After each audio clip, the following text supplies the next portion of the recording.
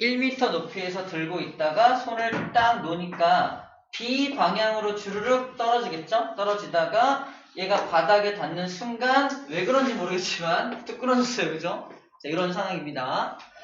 자, 첫 번째 기억에서 물어보는 게 뭐냐면 B가 지면에 도달할 때 B가 이 지면에 도달할 때 속력을 구하라는 문제거든요. B가 지면에 도달할 때 속력을 구해라. 자, 그럼 여기서 좀 아이디어가 필요한데 B가 밑으로 떨어질 때 속력을 구할 때 뭐 여러 가지 방법이 있을 수 있지만 우리는 뭘 쓸 거냐면은 B가 여기 있다가 일로 떨어졌잖아. 그럼 B의 입장에서 B는 포텐셜 에너지가 감소된 거야. 감소된 걸 이용해서 A가 지금 포텐셜이 증가하죠. 1m 떨어지니까 A는 1m 올라가는 거고 포텐셜 증가하는 거고 그 다음에 B가 포텐셜이 감소함에 따라서 A의 포텐셜이 증가함과 동시에 A와 B의 운동 에너지도 증가하고 있죠. A와 B의 운동 에너지도 증가하고 있습니다. 그걸 이용할 거야. 다시 말해서 B의 포텐셜 에너지 감소량을 가지고 뭐하고 있다? A의 운동 에너지가 증가되고 플러스 A와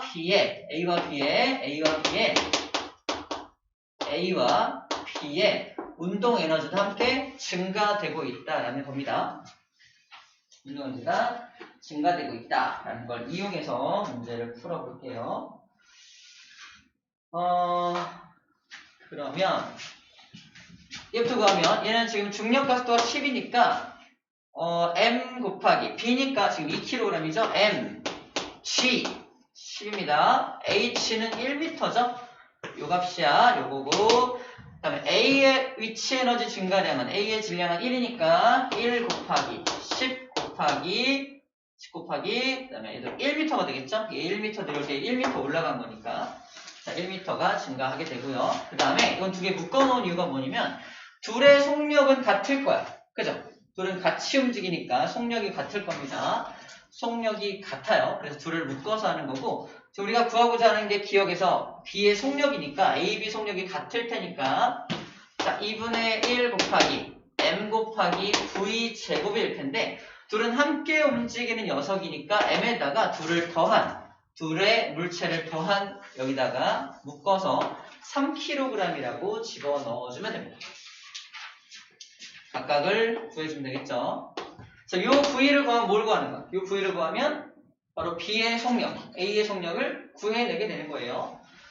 자, 20은 10 플러스 2분의 3 V의 제곱이 나오겠죠? 넘기면 10 나오죠? 2분의 3 V 제곱이니까 양면에 3분의 2를 곱해주게 되면은 V의 제곱은 3분의 20이 나옵니다. 그 다음으로 속력 V는 루트 3분의 20 값이 나오게 되겠네요.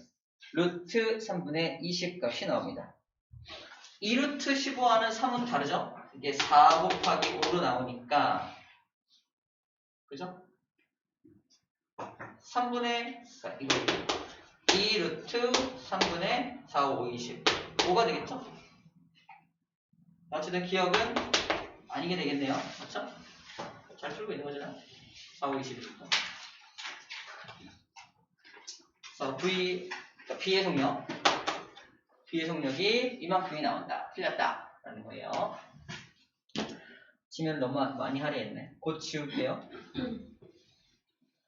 니은은 그냥 설명할 수 있겠다. 니은. 실이 끊어지는 순간 A의 운동 방향이 바뀌냐? 아니야, 이게 관성 있잖아. 관성 때문에 실이 끊어지더라도 끊어진 그 순간에도 A는 위로 올라가는 중이었으니까 살짝 위로 더 올라가려고 하는 관성이 있어서 바로 운동 방향이 바뀌진 않습니다. 그래서 니은도 틀렸어요. 기억 틀렸고 니은도 그래서 틀린 답이 됩니다. 지금 A가 지면에 도달한 순간의 속력을 구해라. 그게 무슨 말이냐면은 A가 지금 2m 높이까지 올라갔잖아. 현재 처음 2m 높이까지 올라갔어. 2m 높이까지 올라가고 나서 다시 끊어졌으니까 다시 얘가 쿵 떨어질 거 아니에요? 그럼 디귿을 푸는 유령은 뭐야? 디귿은 A의 포텐셜 에너지가 모두 바닥에 떨어지는 동안 운동 에너지로 변화되겠죠? 그래야지 A의 속력을 구할 수가 있겠죠. A의 포텐셜 에너지는 2m 높이에서 mgh 1 곱하기 g 10 h 2m입니다. 이게 운동 에너지를 구하면은 얘는 2분의 1 곱하기 m 1이죠? 그 다음에 v제곱 속력이 얼마인지 모르니까 이렇게 되겠네요. 바닥에 떨어질 때 운동 에너지로 전환되는 속력입니다. 20은 2분의 1 v제곱이 나오니까 2 곱하면은 v제곱은 40 나오죠? 이렇게 간단히 나오나? v는 루트 40이니까 4 곱하기 10이죠. 4 곱하기 10이니까 2 루트 10 나오겠네요. 미터 퍼 세컨드. 잘못 나왔다. 뭐 잘못했지? 잠깐만요. 포텐셜이 mgh. A의 포텐셜이 모두 운동으로 변화된다. mgh. 운동 에너지 2분의 1 mv제곱 20. 잠깐만요. 뭐지?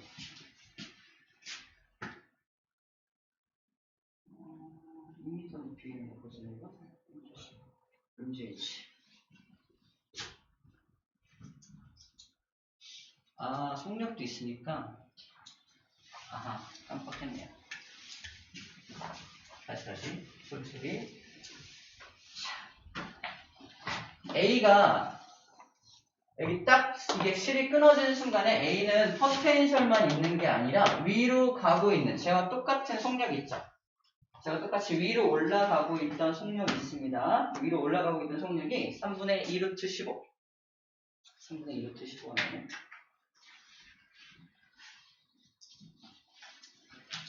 뭐 잘못고 있어? 꼬이고 있어.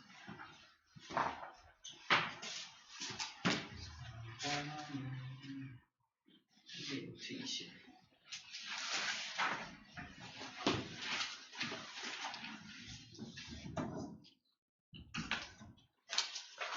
A의 속력부터 맞춰야겠다. A의 N 분수 3 V0 2분의 3 V0 10 NGH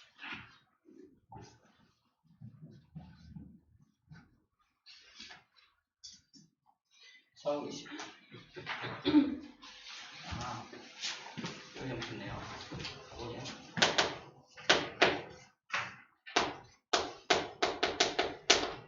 3분의 4, 5, 20. 이대로 씁시다. 루트 3분의 20. 그래서 얘는 운동 에너지가 모두 운동 에너지. 다시 보면은 A에서 여기 멈추는 순간에 끊어지는 순간에 A는 포텐셜도 있지만 위로 올라가는 제와 똑같은 속력도 있잖아. 그래서 이 녀석이 가진 에너지가 운동 에너지와 위치 에너지를 모두 가지고 있는 상태에서 밑으로 떨어진다는 얘기야. 밑으로 떨어지게 된다. 그래서 여기를 구하면은 다시 mgh 하게 되면은 1 곱하기 g 10 곱하기 h는 2m고요. 플러스 운동 에너지는 2분의 1 곱하기 1 곱하기 제가 속도가 A 속도도 똑같죠? 속도 똑같으니까 A 속도로 똑같으니까 루트를 집어넣어서 제곱하게 되면은 그냥 3분의 20 나오겠죠?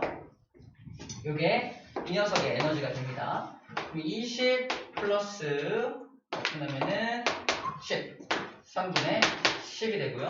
20은 3분의 60이니까 전체 3분의 70줄의 에너지를 가지고 있었는데 이게 모두 운동 에너지로 전환되게 되는 거죠. 모두 운동 에너지로 전환이 되게 되는 거니까 자 바닥에 도착할 때 이 녀석의 운동 에너지를 구하는 방법은 마찬가지로 2분의 1 곱하기 m 곱하기 v 제곱인데 얘가 갖고 있는 모든 에너지가 모두 운동 에너지로 전환된 거니까 바닥에 닿을 때 이 녀석의 운동 에너지가 얼마 나와야 된다? 3분의 70줄이 나와야만 합니다. 질량은 1이 되겠죠. 자, 그래서 양분의 2를 곱하면 V제곱은 3분의 7, 24, 140m/s 나오겠네요. 그러므로 속력. 그러므로 속력 V는 루트 3분의 140 나오고 이걸 풀게 되면은 2 루트 3분의 35라는 숫자가 딱 나오게 됩니다. 어떻게 해서 맞는 말. 여기 조심해야겠네요. 딱 멈춘 게 아니라 끊어지는 순간 얘가 약간 위로 올라가는 운동 에너지도 존재한다는 거 잊어먹으면 안 되는 부분이 되겠습니다. 저런 아이들 조심합시다. 거기를.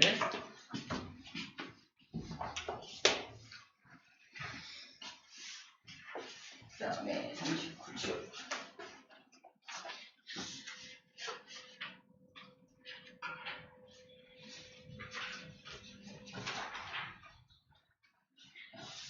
완성을 설명해야 되나?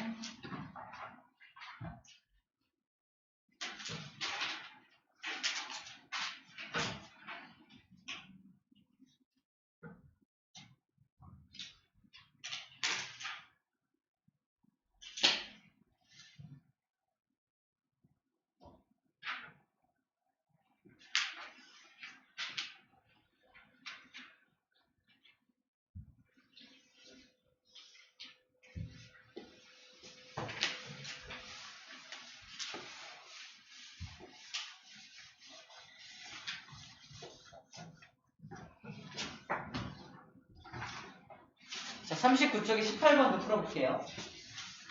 39쪽 18번 문제는 조심해야 될 부분이 있는데 읽어는 봤죠? 조심해야 될 부분이 뭐냐면 이 사람 이름이 뭐 나와 있냐? 이 사람의 질량이 50kg이라고 나와 있습니다. 질량이 50kg이다. 그리고 중력가속도가 10이니까 자, 기본적으로 이 사람의 질량 때문에 무게가 발생을 해요. 무게가 바로 500N이라고 하는 무게가 발생하고 있는 거야. 엘리베이터가 전혀 움직이지 않고 있다 하더라도, 정지 상태를 하더라도 이 체중계에는 500이 찍힐 거예요. 체중계에는 500이 딱 찍힙니다. 체중계 500이 찍히게 돼요. 자, 오른쪽 표는 뭐냐면 0초일 때는 정지해 있고, 오른쪽 표는 저울에서 측정된 힘을 시간에 따라 나타낸 것이다. 그래서 0부터 t1초까지가 600이 찍혀 있어요. 왜 600이 찍혔을까? 원래 가만히 있을 때는 500이 찍혀야 되잖아. 600이 찍힌 이유는 이 엘리베이터가 위로 붕 움직이면서 반대 방향으로 힘이 작용된 거야. 이게 뭐였죠? 관성에 의한 힘이죠. 위로 갑자기 붕 움직이면 엘리베이터가 움직임에 따라서 이 사람은 힘 안 받았잖아. 반대 방향으로 힘 받게 됩니다. 우리 버스를 탔을 때 버스가 붕 가면 뒤로 밀리는 것 같은 원리야. 좀 어려운 말로는 관성력이라고 하는데 얘가 관성력이 100이 더해졌기 때문에 600으로 측정이 되는 거예요. 다시 말해서 얘가 600으로 원래 500의 무게 갖고 있는데 600으로 측정되는 이유는 관성력이 100이 더해지기 때문입니다. 관성력이 100이 나타난 이유는 얘가 윗방향으로 100N의 힘을, 이 엘리베이터가 100N의 힘을 쿵 받고 올라가면 반대 방향으로 100N이 쿵 작용하게 되는 거야. 그래서 이 엘리베이터가 위의 방향으로 100N의 힘을 받고 올라가는 중이구나 라는 걸 유추할 수 있습니다.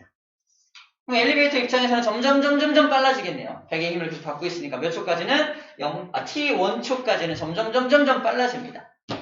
t1부터 t2까지는 어때요? 딱 500 찍혀있죠? 뭔 소리야? 관성력이 작용하지 않아. 힘을 받고 있지?